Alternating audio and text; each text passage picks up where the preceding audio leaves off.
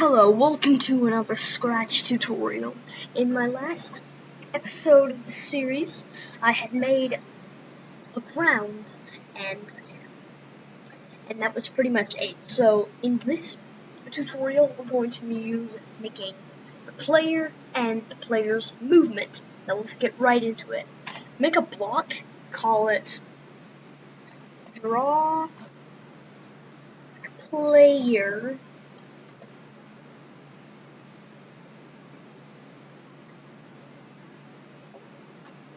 X, Y, size, and then add a text label, size, and then size. Make sure to run without screen refresh.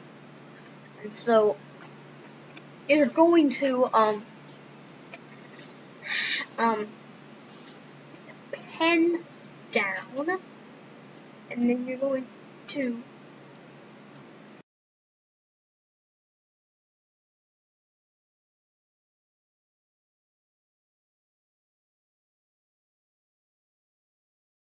variables, call one player X, player Y,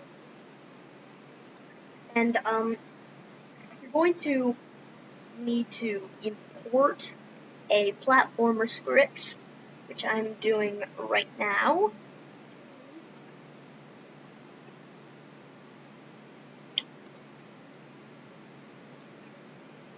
And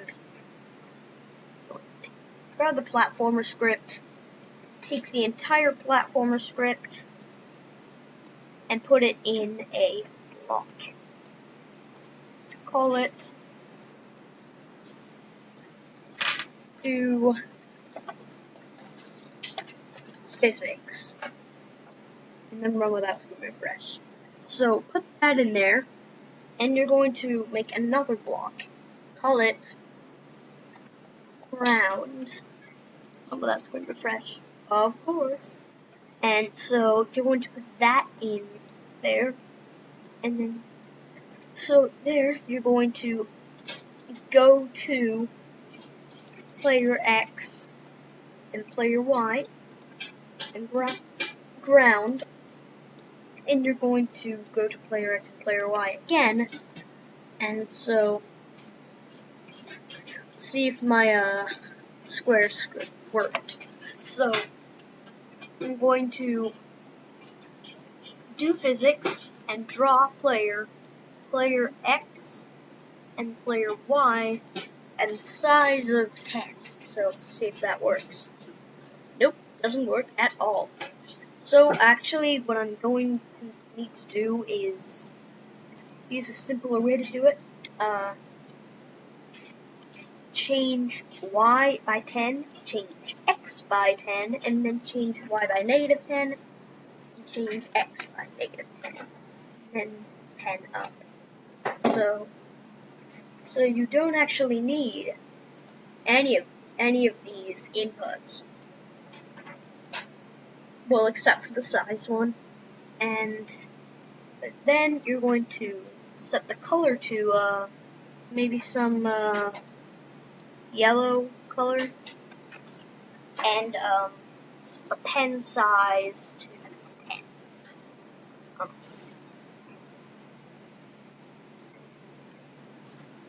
So that